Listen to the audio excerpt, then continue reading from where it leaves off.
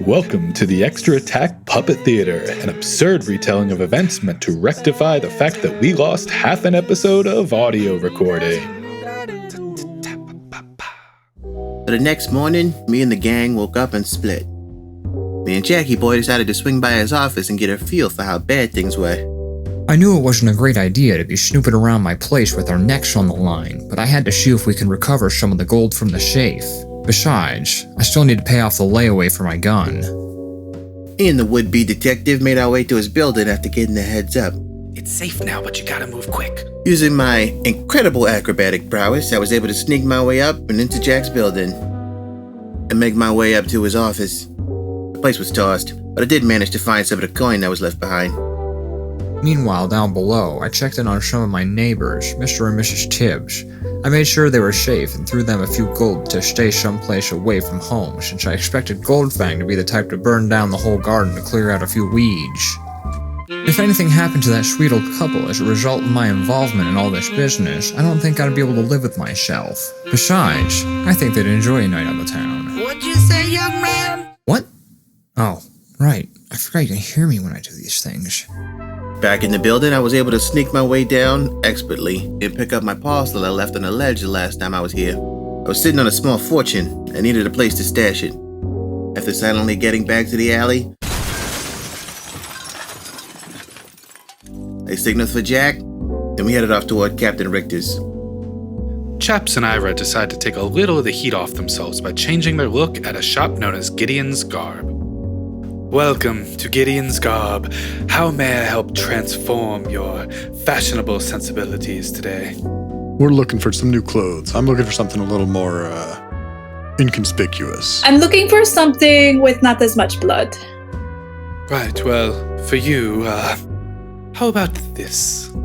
This fits pretty nice. I think I like this. Wow, I think I like it too. Well, with both of you wearing it, it's giving more cult than inconspicuous, but let's see what we can do for you, bloody lady. How about this one? Do you have anything else? And this sort of yes and no back and forth goes on for a period of time, and we don't exactly have the animation budget to cover it, so we'll just skip through it until finally. This one is perfect. Fantastic, darling. And now, to cover those scars and add a touch of drama, how about these for your arms? Black, gold, regal, elegant. Wow, Gideon, I love these armbands. These are amazing. Chaps, what do you think? Right, well, how about a final compliment for the ensemble? Perhaps a bow tie, perhaps a regular tie. One has a sense of seriousness while the other has that certain je ne sais quoi. Gideon, I cannot decide between the bow tie or the tie. Maybe you could get both of them. That would be incredible. What a great day of shopping. Oh my god. This has been fantastic. Thank you for all of your help, Gideon. It has been my pleasure, and should you ever seek to upgrade your look once again, do not hesitate to visit me at Gideon's Garb. So me and Jack made our way out the tangles and towards the Shimmer Ward, reaching the office of Captain Richter. I was gonna let anybody in on me working with the Capt. I knew Jack would be okay, seeing as he was hired by Richter in the first place to do the job that placed us firmly in Armand's palm.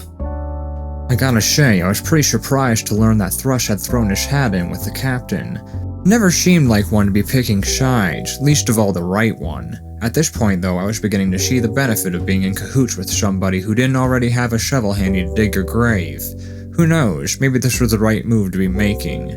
Or maybe this was all one cuckoo's nest this bird couldn't fly over.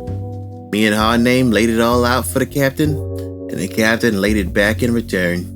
Ah, well, Kayardes, being the guildmaster, has a certain pull with the crown. If he's working with the Myriad, that could make things very dangerous. Armand's aunt, Iris Bethelas, has held favor with both the public and the underworld for some time. With Goldfang's connections, that could mean that the Myriad would be deeper rooted in the Empire by way of Exchequer Aethia Drews, who happens to work with Baroness Jenna Irisor of the Cerberus Assembly. If Kai is also working with Lutinous Deleth, then that means that the highest order of mages may already be lost to the criminal underworld.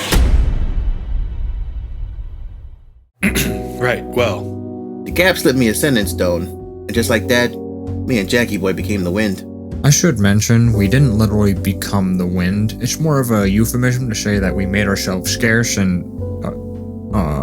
okay. Thrush has given me a look that says this is that whole subtlety thing we've been working on and you should really be better about this by now.